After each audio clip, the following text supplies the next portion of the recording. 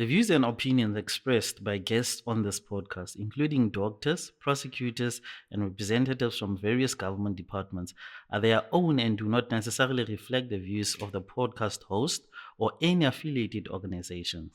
The information shared may be based on personal experiences and professional insights at the time of recording, and these views are subject to change.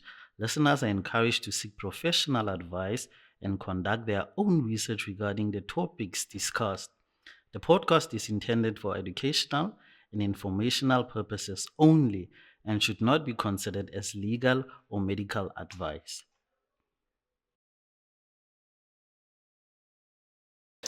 Hello, hello, hello. Good day to another episode of In Your Face podcast with Mpho Nikaya. Today we also have another guest. We're talking community prosecution. We just here to address some of the issues that our community has. So we decided to bring somebody from the National Prosecuting Authority to come, who has vast knowledge, to come and share with our guest as to what is it that they do, what role they play in the community or in the society, and how they can also assist victims, or rather those complainants that go and open cases with the South African Police Services. Today on In Your Face podcast, we have Mpho. Mpho, good day. Welcome to In Your Face podcast. Thank you, Sir Gaia. How are you, ma'am? I'm exhausted, but I'm alive. I'm well. I'm okay. And yourself? Okay, I'm all right. Can't complain. Who is Mpho? I always struggle to talk about myself. But I am a mother. I'm a mother of two beautiful children. I was born and bred in the Free State. Okay. My hometown is a small town bordering Lesotho, Clocolan. That's where I was born and bred. Okay. And then I studied in Bloemfontein U-Offs. I started working there many years ago until I moved to Kimberley. So in a nutshell, that's who I am. I am a sister, I'm a daughter, I'm a friend. I am a prosecutor, I'm a people servant. I am... Did I say I'm single? No, you did not. I am single. Single, yes. That's in a nutshell, that's who I am. Yes. Now, what brings you to Kimberley? Well, greener pastures, I think, I will say. When I came, was it in 2020 when I arrived? Yes, it was in 2020 when I arrived. I came to become a senior prosecutor in Khalishibi Court, and that's where we met everybody. Yes. And 2-3 years later, Khalishibi, I think they had enough of me, so I needed to shift, and I went into community prosecution. Okay. So that's how I ended up in Kimberley. Sure. Now you're talking about community prosecution. Where does community prosecution feature in? Because we normally talk public prosecutor. So some of the people would say, but I've never heard of community prosecution. It's an initiative. It was there years ago, way back when I started joining the NPA. But then it kind of died. But the NDPP, Advocate Batoi and her team, they resuscitated it now. It's up and running. It's an initiative that is meant to change the perception of the community about the justice system, about the NPA. Because people will always say, we're failing them, we're not working. And when they sat down, they realized that sometimes the disgruntlement and the concerns, they come because people don't really understand what is happening, the court processes and all of that. So community prosecution is an initiative that is meant to change that perception by working with the communities. identifying the concerns they have in their particular community and working with them to bring a solution to the concerns they have. We aim at trying to make the communities feel safe in their own areas. You know, when we engage with them, we identify what is it that threatens their security, their safety, and then we work with the stakeholders to try and ensure that they feel safe. For an example, if we look at the stats and we hear from them that every weekend we get robbed at this corner because when we get there's no mass lights, street lights are not working. We then will engage with the municipality to say, please, just, fix the lights because people's security and safety is threatened. So basically that's what we do. At the heart of community prosecution is the community itself. We engage with them, we teach them how the processes work. We explain different laws to them so that they are aware of what is happening and how certain issues need to be treated or are going to be treated in court. But do you think people are more welcoming of that initiative? Are they more welcoming? I would assume you guys would have programs, awareness programs. Are people attending those? Are you guys more visible? Are you guys out there for us to see and hear? To say, no man, there's a program. Let me go and attend. Let me go and hear what is it about. This is a very important question that you're asking me, because one of the things that we aim at as community prosecution is being accessible. So my job basically is being on the streets, not office bound. People were saying we're not accessible when they're at court. Prosecutors will be wearing their gowns, and we're not accessible, we're aloof. So this initiative aims at, linking the people, feeling comfortable with the courts and the prosecutors, and being accessible to them. But you're asking if people do attend these programs. That's a problem that we have. The community need to realize their responsibility. Their responsibility is availing themselves and attending these programs. Yes, we do go out, we go into different communities, we take different programs, but because people have lost trust in government, in the justice system, they don't seem to be interested. But they fail to realize that this is a program that will answer certain questions that they have, and perhaps eventually then they will start trusting the system again. But no, they don't come in numbers that we expect. Our people, unfortunately, that is the situation in South Africa.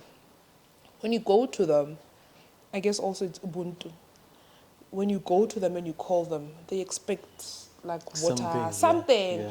And with cost containment and with the way government is, it's not always where we are able to give them something. Some they just come for the something that we bring. So we're not yet there where they realize the importance of this and they come to listen and, to understand. But the few that come, I hope we're making a difference. Now, you mentioned that people would complain, and so when they go to courts, prosecutors are wearing their gowns and they're just doing up and down. I want to ask, are you guys limited to the community only, or in the event that I am one at court now, I'm attending a matter and I'm not happy with how the matter is being handled, where do I go? Who do I go to? Okay.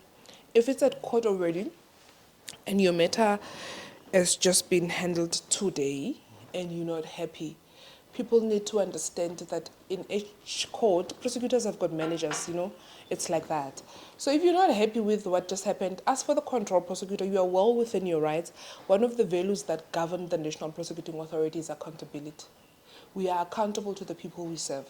So if you're not happy, you need to go to the control prosecutor or the senior prosecutor to say, but I'm not happy, this and this and this and this, and then they must take it upon themselves to find answers and to account to you what happened. It is not wise to walk out of the court building disgruntled, not happy, and then go and say the system is failing. Whereas you don't understand what happened. You're not a legal person. You don't know what just happened. So go and say, I'm not happy. Let them answer you. And then you can understand what just happened to your matter. So our people still feel like we are doing them a favor. We're not doing them a favor. People need to understand we are there to serve them. You don't come into court and your matter is handled and you leave and you are not happy and you tell the whole world how unhappy you are. You go on Facebook, how unhappy you are, how we failed you, yet you don't understand the system. You don't understand how it works. Come, ask questions. We will account to you. We will tell you. Go to the control prosecutor. Go to the senior prosecutor. If you're not happy, then they will tell you, this is the decision, this is what happened. If you're not happy, this is where you can go. If maybe your matter is not in court or no longer in court, then you can come still to community prosecutor, to myself. Then I will follow up. I get the details, I follow up, then I see what happens, what happened in the matter. I, of course, because I was not there, consult with my colleagues to say what happened here, and then they give my answers. Then I will account to you on behalf of the NPA. That's also what I do. You mentioned something about going on Facebook. We have instances whereby people are on Facebook, people are venting on Facebook. A person would say, sorry, I opened the case with the police, but I never appeared before the court. I was never contacted by anybody, but I received a message which indicates that the matter, or rather the case has been closed, or something like that. Now, what are the reasons, or what would inform such a decision? In most cases whereby I opened the case, I'm a complainant, I just receive that message from subs, and later on I get that other one. Okay. You know, if people, it also starts with understanding the system, how it works. Yeah. You open a case with subs. Yeah. And subs, they're just going to take your statement and your witnesses and the evidence that you will be presenting. And the system is such that they need to then take the docket to the prosecutor. It gets to the prosecutor, and the prosecutor will, read the docket.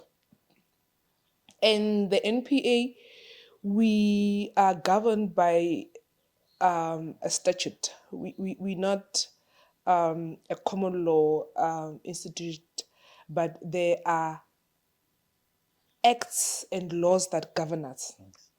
Now, when we read this docket, one of the principles that govern us is that we should not take this case to court if at that moment we realize that we do not have a prima facie case. What is a prima facie case?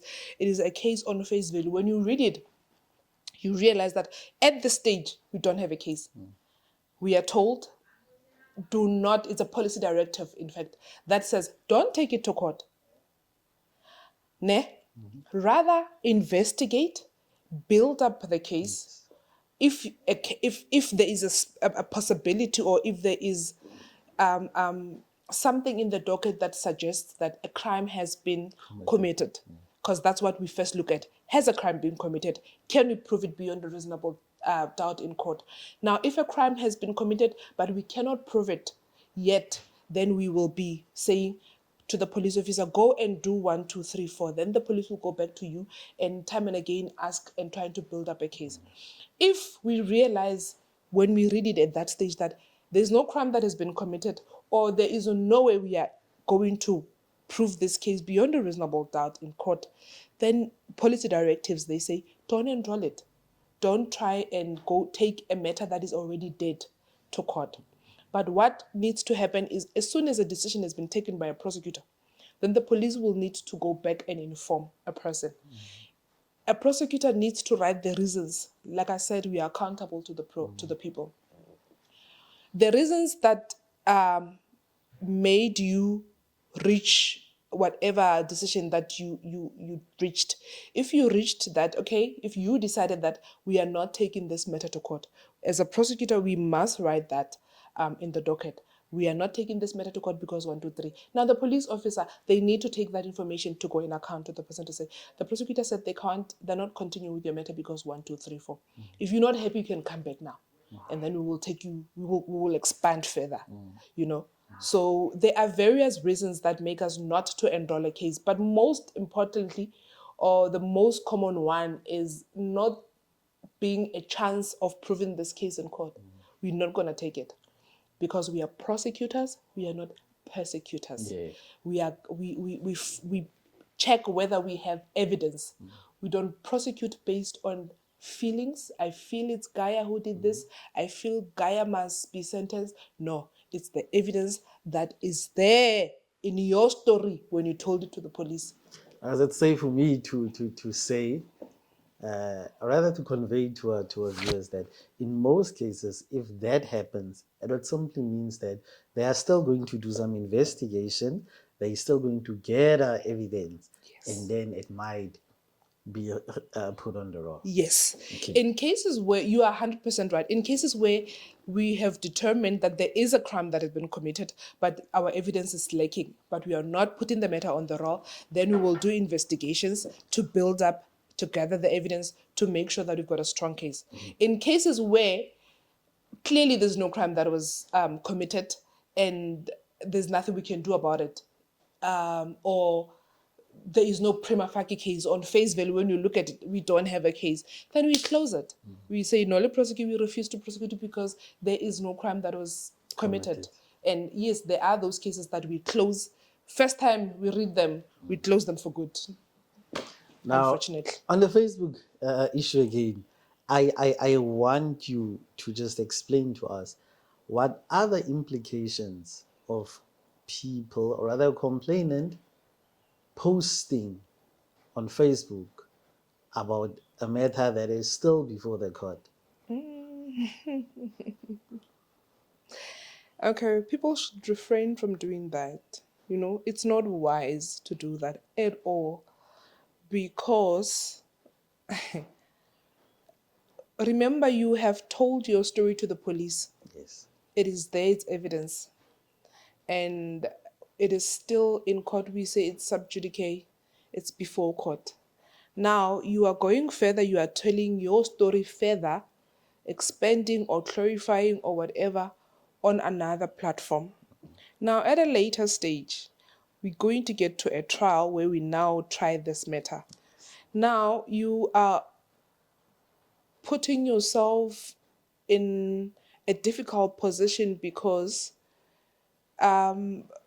whatever you might have said in Facebook might differ slightly. Not that it's you are lying or anything, but you find that when you were telling the police and when you were writing, the emotions are different. Yeah.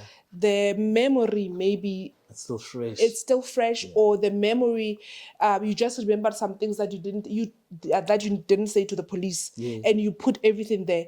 Now you are opening yourself, or you are putting yourself in trouble, because when you get to trial, you might find that the attorney has got these things that you said in Facebook, and you're going to be cross-examined on that as well.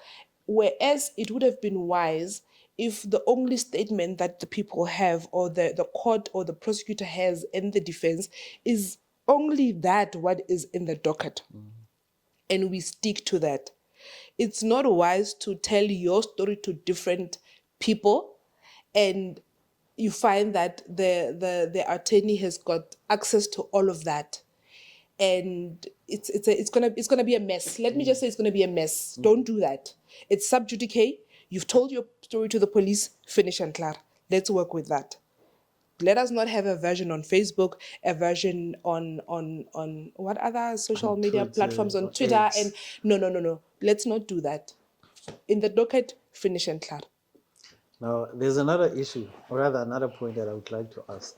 How important is it for people to report a crime to the authorities rather than going on social media and calling out their perpetrators? Because we have people that would normally call out people on Facebook or social media, say, but yeah, this one did this and this and this and that to me, but the person does not go and report it. Would you say that is a way of holding the person accountable and also deterring the person from committing the actual thing? No, not at all. You're not helping the situation. You're not contributing in any positive way to solving the problem or to correcting the behavior of the person. And in fact, you are opening yourself to legal trouble, because if the person decides to take legal action against you, there is no case, there is nothing. The person can come back and say, you are tarnishing my name, and can actually sue you. People should not do that. Go and report cases and let the person be sorted out. We can speak about it once we've got the verdict, then on Facebook, and say, he did this beyond a reasonable doubt. And there's nothing that a person can do to you when that verdict is out there, because it will even be public knowledge that we've dealt with this matter and the court has found this person guilty. And you can now go and call the person out on any platform, because a court would have found them guilty. But before that, especially if you have not even reported a case, it's not wise at all. A person can come back and say, but you're defaming my character. Yeah. You're defaming my character. Now, I want to ask something again, which is there a time limit to any crime being committed? Some crimes have got a time limit. We say that they prescribe. Yes. Call it prescription. We say they prescribe. But your crimes like your rape, rape does not prescribe. So you're going to find that a person can come out and say, I was sexually violated, I was raped in 1985, and they can still come and open their case now. The issue will now be, do we still have enough evidence to take the matter to court? But some crimes, I think it's 3 years. I don't have now the list out of my head of those crimes. If it didn't happen if you didn't report it within 3 years, forget about it. I think your petty crimes, your theft, I think so. I don't remember others, but I know that your rape, recently it was amended, it does not prescribe. Okay. It does not. On the issue of rape, what constitutes rape? Let's explain it to a lay person. What constitutes rape? The elements of rape, okay? Having sexual intercourse. Sexual intercourse is, we need to prove it in court. Okay, let me say this. These are the elements. It's unlawful, intentional, without consent, and there must be penetration. Yes. Penetration is, as we know it, the genitals into the genitals of another, or even into the mouth, meaning a penis into the mouth, a penis into the vagina, that's penetration. Yeah. Intentional, we need to prove that you wanted to do that, it was your will to do that. Because it can be different if somebody else is saying, do it, and they're pointing a gun at you. Yeah. It's not your intention, it's not your will. This is the person that's making you do it. Yeah. It's intentional, unlawful, you had no reason of doing it. Meaning this person that you are raping did not consent to it, did not agree to it. Meaning it is unlawful. You had no legal reason to do it. With rape, the only reason to do it is if the person has consented. So if there's no consent, it is definitely unlawful. Okay. Now, you're talking about consent. And I think this is one of the very... Oh, consent is an issue, guys. Yes. Now, who can consent? I'm asking you this in a case of a female person. Let's take a minor. Can a minor consent? No. Yeah. Let me put it this way. I came across a very nice video on TikTok that explains consent. They say if you can't understand consent, imagine, just take it as making someone a cup of tea.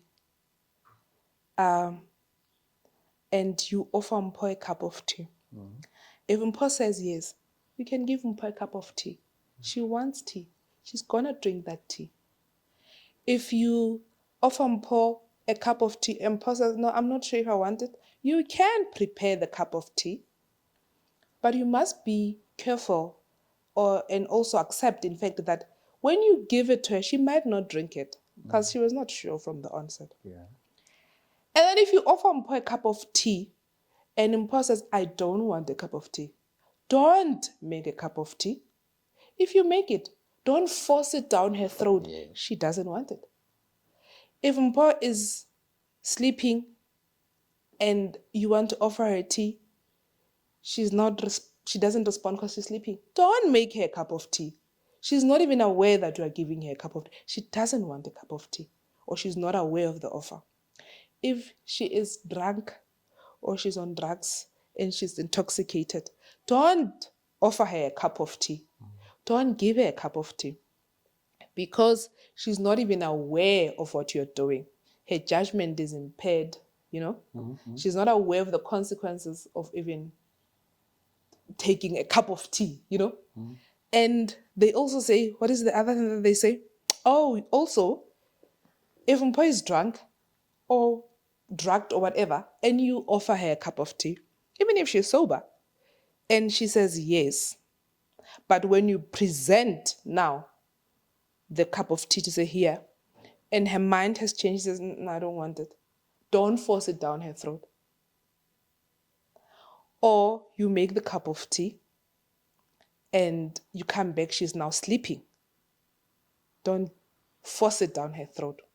Basically what it means is, in a mentally disturbed person, don't, because they're not even aware of the consequences of touching a cup of tea. It's going to burn them. They don't realize that this cup of tea is going to make me hot, and I don't want to be hot, So basically a person that cannot consent is a mentally disturbed person, a person with mental disability. When we get to court, we need to prove that this person, the complainant, has a mental disability.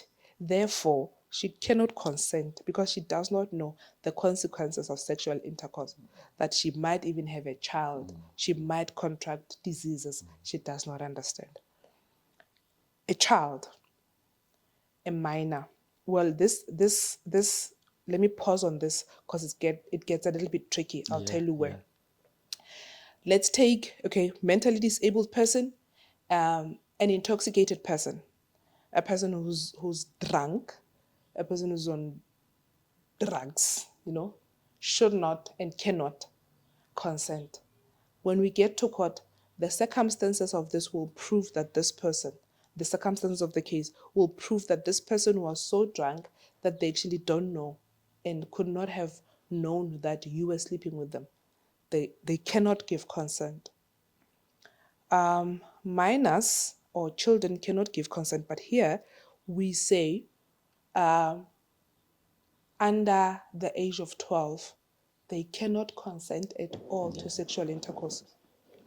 Between the age of 12 and 16, they can consent to sexual intercourse, but only with their age mates.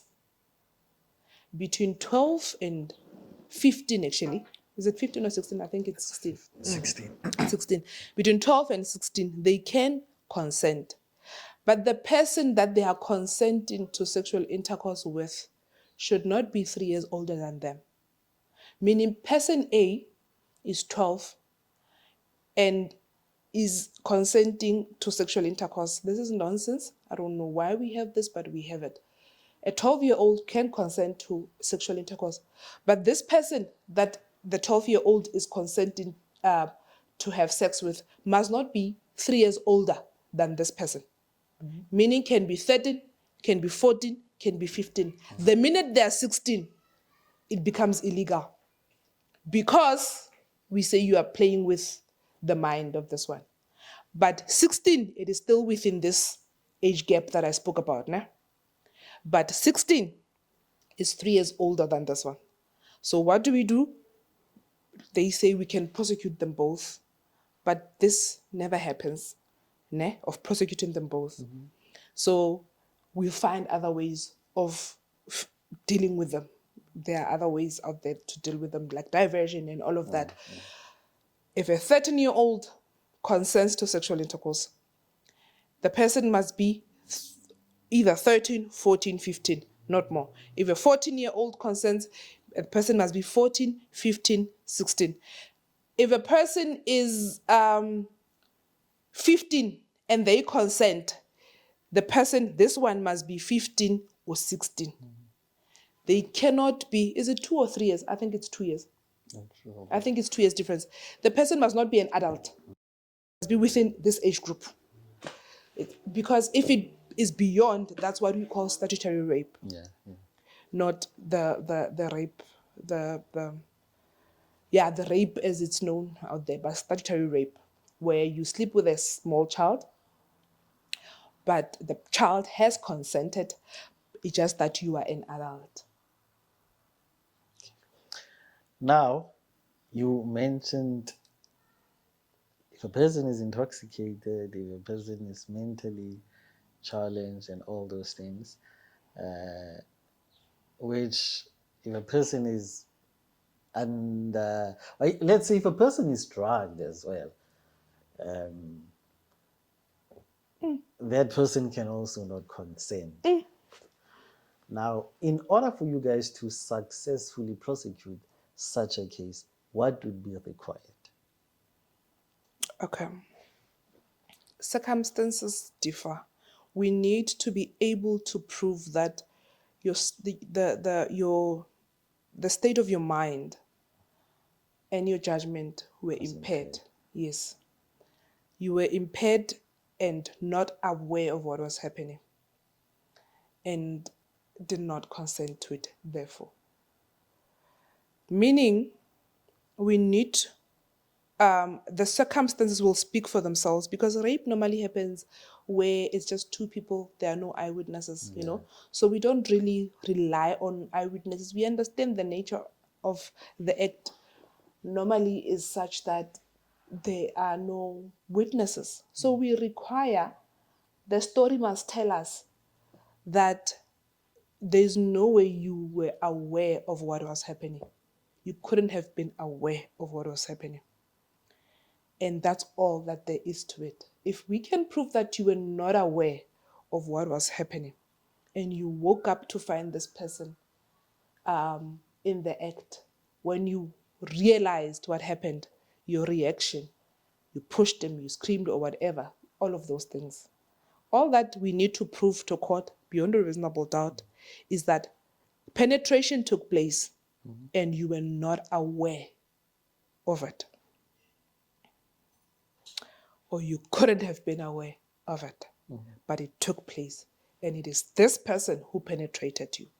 We need to prove that penetration took place, you were not aware or couldn't have been aware, and therefore, because you were not aware or couldn't have been aware, where you didn't consent. And it is this person who penetrated you. I've had cases way back in Bloem where people would say, yes, we came from a tavern, we were drunk. And she was saying, yes, in her sleep and, things like that, in trying to defend themselves.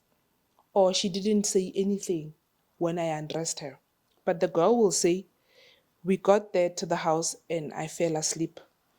I was still dressed. When I woke up, I found myself naked with this person in bed. And I screamed and I jumped and I could feel that I had been penetrated. Went to the doctor, penetration confirmed, semen found, DNA identifies this person. And the girl will say, I never consented. The guy will say, but she never said anything. Of course, she never said anything because she was drunk. She was not aware that you were doing that to her. Her not moving, not reacting does not mean she was consenting. It's not implied consent. She was not aware. I'm going to play devil's advocate and say, what if the guy is going to say no, but like you just said, she did not say no, or rather, she said yes in her sleep, not really in her sleep, but as before sexual intercourse take place, there would be foreplay and kissing and all that, and then this is your person. Obviously, you don't ask the person, can we? Now, can it be said that she did not consent? She didn't consent. I still say she didn't consent. You, in your state, when you look at this person,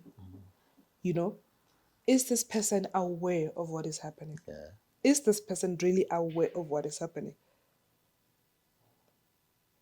There, the facts will speak for themselves.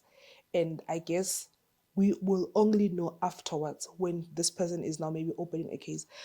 What also helps, a person who's not aware, in her memory, in relaying the story, and this is how I used to do my cases myself, will have blank spaces in telling the story. Yeah.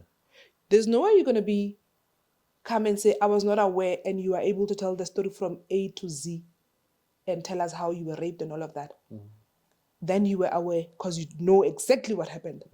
But a person who was not aware is going to have those blanks to say, I then blanked out. I don't know what happened. When I woke up, this is what I found. Then you can tell that really this person does not know what happened. You, the guy, will come and fill the story, the blanks to say, this is what happened, this is what happened. And she says, I don't know what happened. We only know the following day. Well, the law enforcement officers will only know the following day. So the advice is, guys, a drunk person cannot consent. Yekela, leave her alone. Leave her alone. Yekela, stop it. She can't. Yeah, that's what I wanted. I wanted us to make it clear to everybody who's going to be there to say, guys, if somebody is intoxicated, they cannot consent. Especially if it's somebody that you do not know. You don't know how they behave. Guys, this thing of, hi man, you're putting yourselves in harm's way. Especially if it's somebody that you do not know. You don't know how they behave when they're quite drunk and when they're just tipsy. And stop it. Stop it.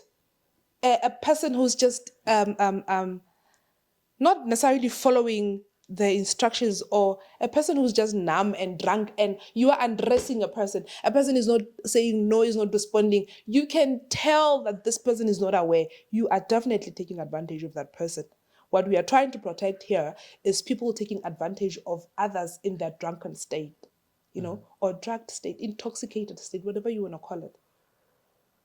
Not reacting, not stopping you in that moment does not mean the person is agreeing to it. It simply means the person is not aware. That's what we focus on. Was the person aware? Were they playing along with you? Were they aware of what was happening? That's where the tea comes in. We've had cases where they spoke about it when they left whatever place. Meaning, they spoke about drinking tea. I'm going to make you tea when we get home. Yes, let's go home. They spoke about it. There was an agreement. And now you prepare the cup of tea. When you offer it, here is the cup of tea. She's blacked out. Don't force the tea down her throat. She's not aware that she's drinking tea. Don't force it down her throat. You spoke about it when you left whatever place. You had an agreement that it was going to happen when you get to your place. But when you get to your place, she blacks out, meaning she's not aware that it's now happening. Don't do it. She's not aware. She must be fully aware of the act when it happens, and in the act, be aware. Okay, now I want us to move to something else. I want us to talk about guys who find themselves in situations whereby the person consented, it happened, wake up the following day, the person comes up with stories, and you find yourself being arrested. How do we deal with that? I think this is something that we need to talk about. And I'm not trying to dilute what we just spoke about. And I think equally so, we also need to talk about this one, whereby we do have females that would consent and then wake up and would come up with demands. It's true. We've had such cases, and I always say to the guys, the advice I would give is don't give in to the demands. Don't give in to the demands. And I've heard that they will even threaten guys with opening a case. Don't give in to the demands. You go to the police station and you open a case yourself of extortion.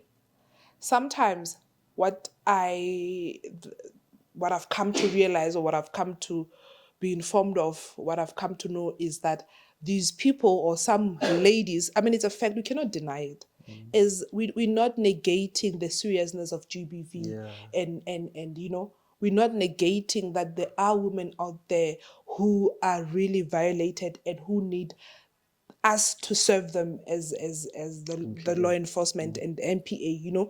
But equally so, in the line of duty, I have come across those ones that when you really sit down with them and consult and ask those difficult questions that they're not expecting, you realize, something is not right here. And you also know you hear from the guy, the accused, from the police, from the lawyer, that after the incident, after opening a case, they will go behind everyone's back and start demanding money from the guy.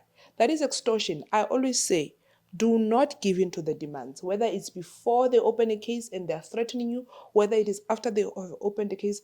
Do not give in to the demands. If they've asked for money and all of that, open a case yourself of extortion, because that's what they're doing. They're extorting money from you. It's a criminal offense. Don't give in. If you know that it did not happen. Now, would you say, but the law enforcement is really helping such incidents in as far as guys are concerned? Because you'd have guys are complaining to say, no, but if I were to go and report a matter, the police are not going to take me serious. Police would say to me, or jail, so thing. You understand? Nah, if I'm not gonna speak on behalf of the police. I don't work for SAP, so I can't speak for them. But I know they're not supposed to do that to you. You need to go there. They need to serve you. You take their name tags. You take it further. You report the matter.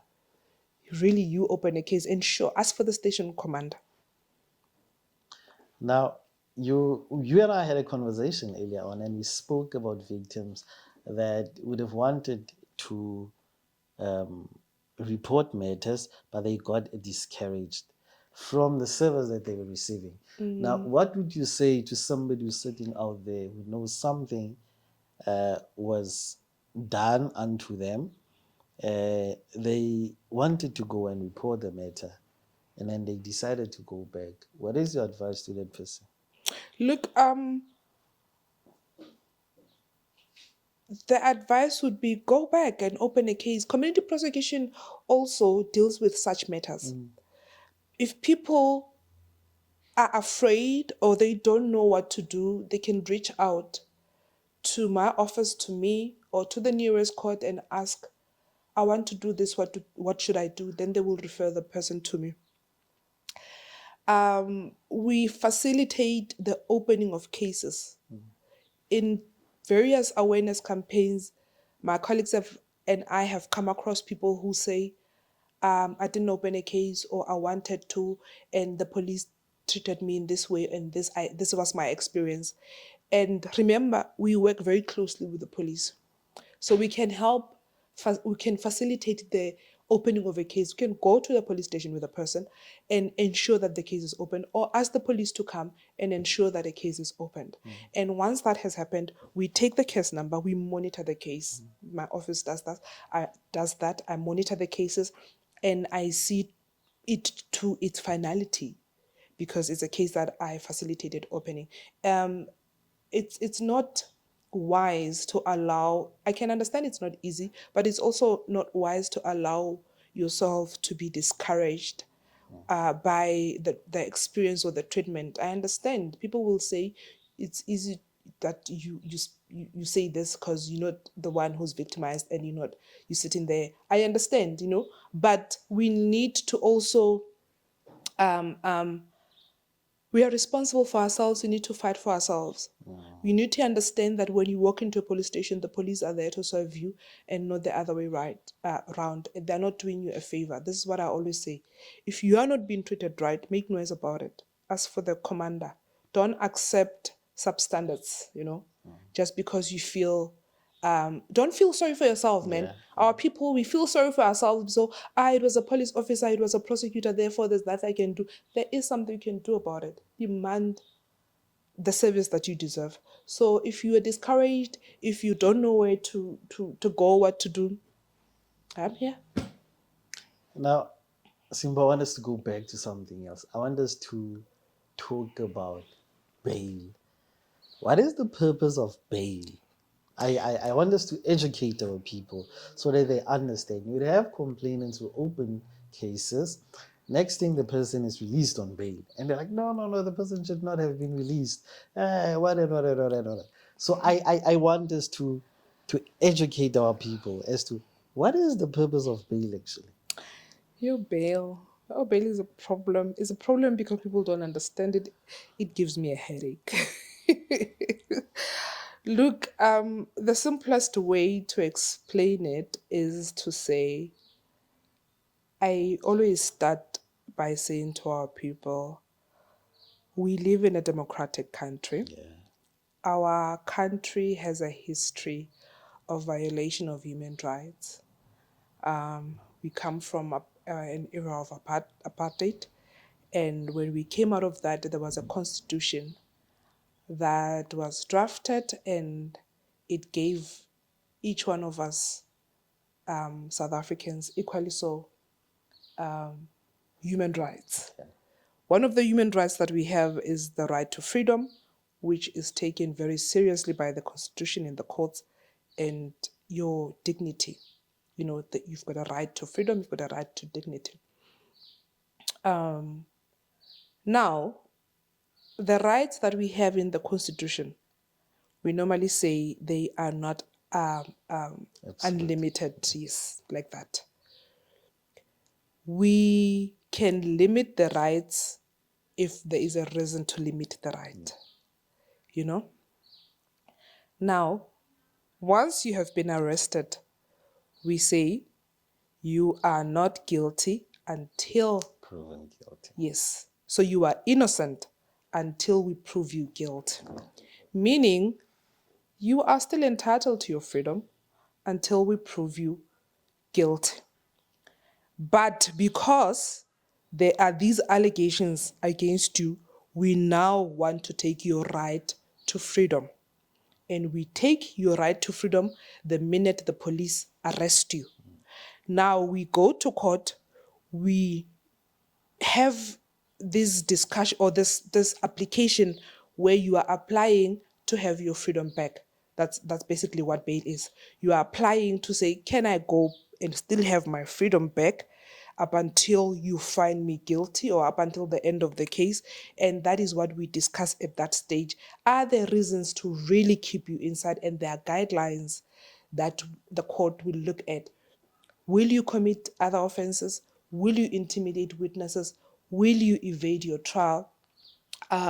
Will you interfere with evidence or something like that? Or is it in your, is it to your advantage that we limit your right? Because we cannot ignore when the people out there are making noise to say, if he comes out, we are going to kill him. We want this person to stand trial, so we will not release him where we know that he's going to be in danger. If we have enough evidence to say there is a possibility that this person will be harmed when they get out, we will limit your freedom. So we look at these guidelines depending on the schedule of your bail, and then the court will decide whether you can still go outside and attend your matter outside, meaning out on bail, or you need to be inside, because chances are that when we take you outside, you will evade trial, interfere with all those things that I've said. Now, we will set an amount of bail. An amount of bail that is set is just an amount that says, this is the amount that we require you to give to us just to ensure that you will keep attending to the matter. It has got nothing to do, well, it has got very little to do with whether your case is strong or not. It does not mean we are not going to attend to your case. We are not going to give the case, we are not going to deal with it with due diligence. It simply means at that stage, the evidence dictated that this person can still enjoy their freedom. There was no reason good enough to keep him inside until we find him guilty. There are many cases, or there are many people who have attended their cases while being out on bail. And at the end of the day, they are found guilty. They go inside. And also when they release you on bail like that, there are normally conditions that are put. You must not have contact with the witnesses, intimidate, don't do this and this and this and this and that. And if a person contravenes these conditions, we are able to take that bail that we granted, we take it away now to say, look, we thought we can work with you, but now you go outside with a 1, 2, 3, now we're taking away that bail.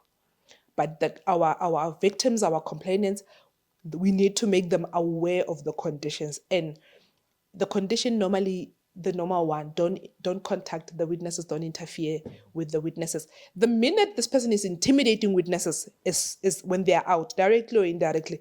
The witnesses need to come back to us and tell us, then we can bring an application again before court to say, we're taking away that now. Now, I want us to go to something that has to do with schedules, Schedule 6 and all those things. Now, this is the thing. I think now we all know that people have access to Google. So one would go to Google and Google whatever that you Google, and you would read, it says, but, and I'm going to make an example. Rape is a Schedule 6, which means the person should not be given bail. That's what people think. Now, what is the test in a Schedule 6 bail application? For those that do not know the schedules and the test and all this, what is the test in a Schedule 6 bail application? Well, Google, don't we all do that? Go to Google. The one time I took my daughter to a pediatrician and I had done my due diligence as a mother, Googled everything. I got there, I knew what was the problem. And hey, I thought I had it all figured out. Hey, and the doctor, the pediatrician looked at me and laughed his heart out. Say, I'm a Google. What did he say? Google Dr. Mom or something like that. I'm a doctor. I'm a mom who's a doctor and was qualified by Google, something like that. So it's good and also it's not good. It doesn't have all the information we need, but it is there. Look, we have different schedules. You've got your schedule 1, 5, 1, 2, 3, 4, 5. We've got different schedules. The more serious ones that we have in court is Schedule 5 and Schedule 6. Schedule 5, it's possible to find, it gets complicated if you're not a legal person or if you don't really work in courts.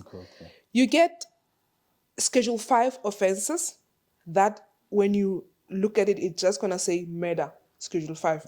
And it will just say also murder, Schedule 6. And it will just say for example, rape is a Schedule 5. Yeah. And you're also going to find it as a Schedule 6 offense. The two offenses, they differ. The two schedules, they differ. The one, Schedule 5, the test is when you are applying for bail. Remember, with bail, the accused is the one who is applying. Yeah. So the accused person, the arrested person, is the one that must prove to the court. You must show to the court. We say you have the onus, you bear the onus to prove. You must show to the court that it is in the interest of justice that you are released on bail. It's a Schedule 5. With a Schedule 6, it is still the same test, but it is a little bit higher because they say you must prove that you have exceptional circumstances that exist that warrant your release on bail or that indicate that it is in the interest of justice that you are released on bail. So it's a two-legged test. Do you have exceptional circumstances? Is it in the interest of bail? Exceptional circumstances are not written down. It depends, but it can be an everyday thing. That I'm employed, we are all employed. It has to be something exceptional. And the difference would be, for example, rape. Schedule 5, you're going to find rape where it's I don't want to say normal, because rape can never be normal. It's a rape of an adult, and that's it. But on Schedule 6, you're going to find that still a rape of an adult, but here this adult was also assaulted badly. We've got grievous bodily harm, I've got injuries, or was raped by more than one person, or was raped more than once by this one person, or it's also maybe a rape of a child, a rape of a mentally disabled person. It will be Schedule 6. You understand? And then the other rapes would be Schedule 5. So that is basically the test between the two. Okay, now, what are the most common mistakes that complainants would make, or rather commit, that would later on negatively affect their matters?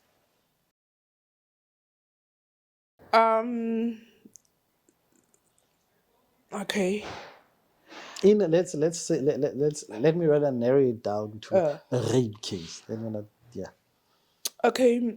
A mistake would be, it's always wise to report as soon as possible. We don't view it in the negative effect. We don't draw a negative inference if you decide to complain a month or two later. But remember, the evidence that was left in you, maybe the semen, if the person did not use a condom, you've taken a bath and you've washed all that away. So we always advise them, report as soon as possible, so that when you are tested, we can still find some evidence in you. We say within 72 hours if the person did not use a condom. Sometimes you don't even know whether a person used a condom or not. So reporting late is to your disadvantage, but we don't draw any negative inference from it. What else would it be? Yeah, I'm reporting late because sometimes you find that certain aspects of the incident, you have forgotten them, so things like that. And what do they normally do?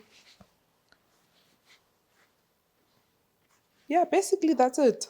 It's not a mistake that it's not your fault that you went out and you had your alcohol and somebody decided to violate you. But if you are working maybe also from a place of entertainment, let's call it that, please, we are responsible for ourselves and for our own safety. At least let's walk in groups. Don't put yourself in harm's way and decide to walk from point A to B in the middle of the night and you are intoxicated alone. Yes, you have a right, you can do that, but you also have a responsibility to ensure that you don't put yourself in harm's way. Because when that happens, you're going to find that it was dark, you were intoxicated, you didn't see the person, you were all alone. If there were other people, maybe they can be able to help you tell the story as to what happened. But if you were all alone, no. So that's also, I would say that's a mistake. People, they've got a right to do that, but it's not wise. It's also irresponsible. Now, simply in closing, what tips do you have in as far as your unit is concerned from your side? What is your plea to people out there now that we've educated them about your unit and you've had complaints that people are not attending? So speak to them. Okay, let me go further and or let me go back and say how community prosecution works is we focus on a certain area and we identify a problem, a concern that we focus on in that certain area. So at the moment in the Northern Cape, I'm responsible for that unit. We have Putanang and Khalishiwi, and we decided, okay, in Putanang we are doing GBV. In the CBD, we want to do, not we want to, we've decided that we are doing contact crimes, your robbery, your assault. In DR, there is a place, extension 20 and 21. It was identified that they're doing GBV. In Kuruman, Bankara, they're doing GBV. In Appington, Kalksloot, they're doing GBV. What we do is we then go into the community, work with whoever and any stakeholder to try and deal with this concern. But our people, you can't, I find it very difficult to focus on Putanang and I leave the other areas and there are problems. When I pick up a problem, we just find ourselves going to the different areas as well and assisting and doing what needs to be done. So the plea is to the people. Get involved in your communities. Yes, we serve you, but we don't stay in the same communities. We don't know what is happening in those communities. Come out and tell us what is happening.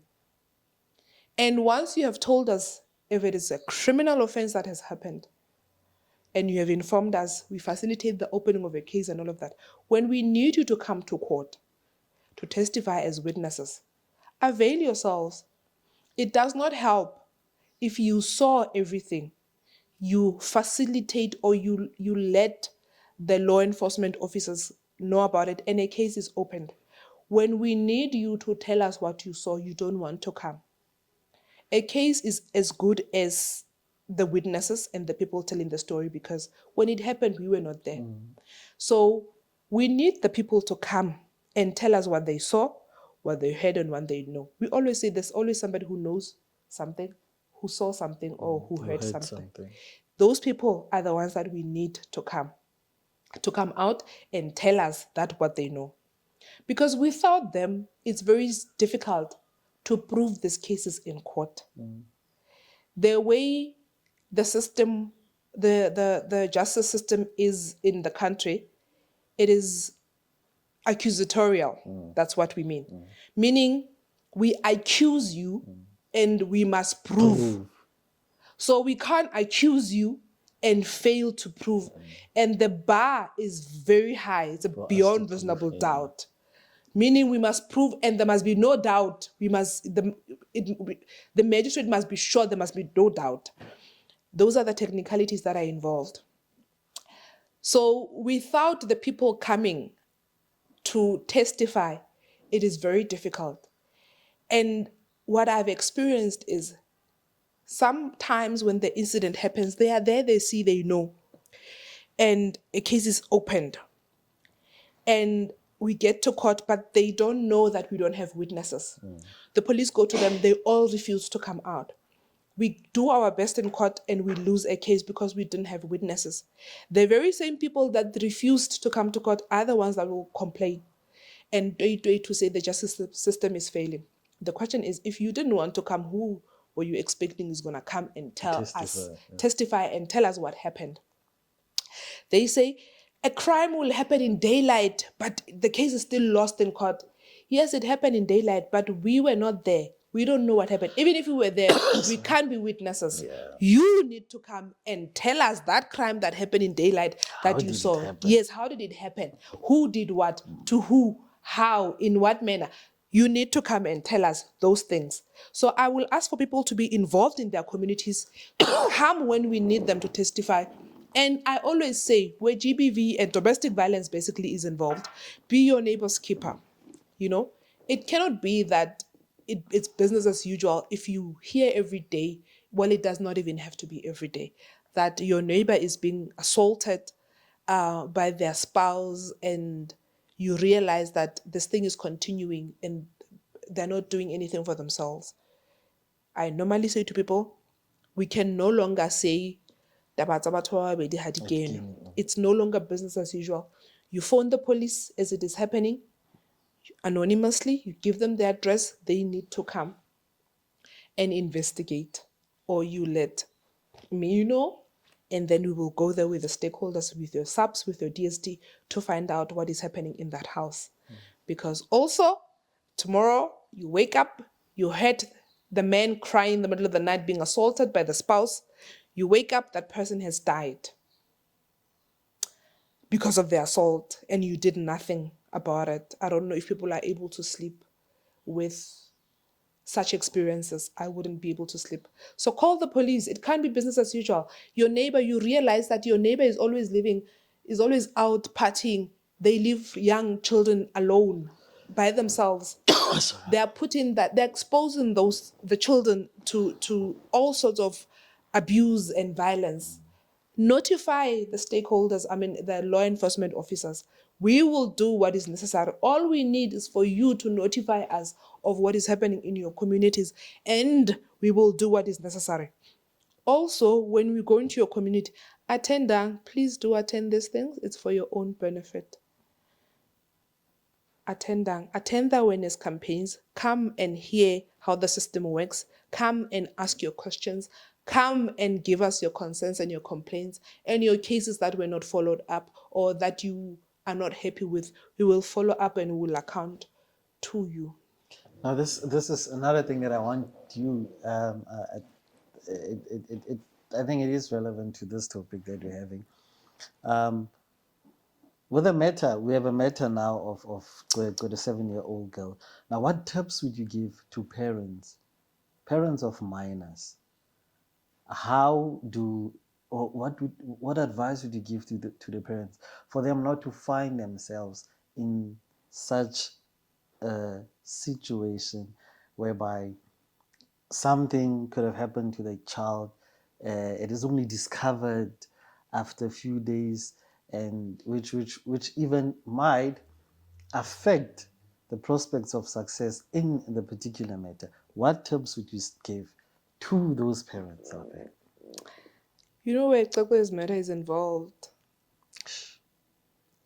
What do you say? The child was at school, fetched late by the transport. We, even as parents, I know myself, I sometimes delay in fetching my children from school. They were at school. There's nothing wrong that she did. What do you say? What do you say? There isn't even a mistake that you can say, here they made a mistake, but one can say to the parents in general, let's be vigilant. I think they were vigilant enough. The child complained, they gave attention to the child. Let's be vigilant. Let's know our children. Let's, talk to them and be observant. Let's be observant. You just said that matter, and thinking about it, there's just absolutely nothing can happen to anyone. Let's just be observant. But the Xukwe matter aside, as parents, we need to be responsible. This is now my advice or my comment now has got nothing to do with Xukwe. Yes. It's in general with what I see. Your children cannot be out in the streets at 7 p.m. and you don't know where they are as a mother. You can't allow for your children to move from this point. The world is no longer a safe place. Let's leave the rights aside, but let us also be responsible. Let's look after our children. They can't be going to and from school on their own, and it's distances, like quite a long distance. I see children as short as this, walking alone, quite long distances from school home. Sometimes we understand that the parents are at work, but speak to the neighbors. Speak to the neighbors' children. Let them walk together to and from school. Let's just be responsible. Let's know the whereabouts of our children. Let us know the whereabouts of our children. And if your child is at a place where they must not be at, go fetch them. The Enyobeni case, that one at a tavern, I was disappointed when I saw parents. Yes, the tavern owner was wrong, selling alcohol to minors, but when parents allowed the kids, my question is, at 9 p.m., how do you go to bed not knowing where your child is? You go out, you look for your child. You find them, you discipline them. Go out, fetch your children, Do not try to say, because I know I've got a teenager, they say, Mommy, you're embarrassing me. Yes, my intention is exactly to embarrass you. Discipline your child. Let's discipline our children, man. Now, last comment on another matter, which is the Omodoso matter. I Don't put me on want you the to spot. speak to people out there that might be feeling now that, but the justice system is failing us. Why do I need to report a matter? You are here. You are a community prosecutor. Use this platform to speak to people, to say, guys, talk to them. I want to refrain from this one of Omodoso. Our national director has already gone to, I think, News Africa or something to speak about this matter. But and personally, I was not even following that matter. But the system, the way it is designed, the way it works, the prosecutor is just as good as the witnesses and the evidence that we have. What we do is we help you tell your story, you present it to court. The accused will have the lawyer, and the lawyer will cross-examine and all of that. The person who decides is the magistrate, is the judge, the presiding officer who's sitting up there. That is the person who decides whether we really have convinced that person, himself or herself, sitting there, if we have convinced him that this person is guilty. So the way the system is, we need to convince a specific person sitting there, or the specific person sitting there, that a case has been, or a crime has been committed by this one. If that specific person is not convinced, then the way the system is designed, they say we have failed. If that person is not convinced. But we do our best. We attend to the cases with due diligence. Diligence. We do what needs to be done. And the NPA is doing its best. With sexual offenses, we even have a unit that is dedicated to dealing with this kind of matters. The Sexual Offences and Community Affairs SOCA unit. The rape cases are dealt with by people who specialize in rape cases. So we are doing our best. Now, in closing, our content is mostly consumed by young people.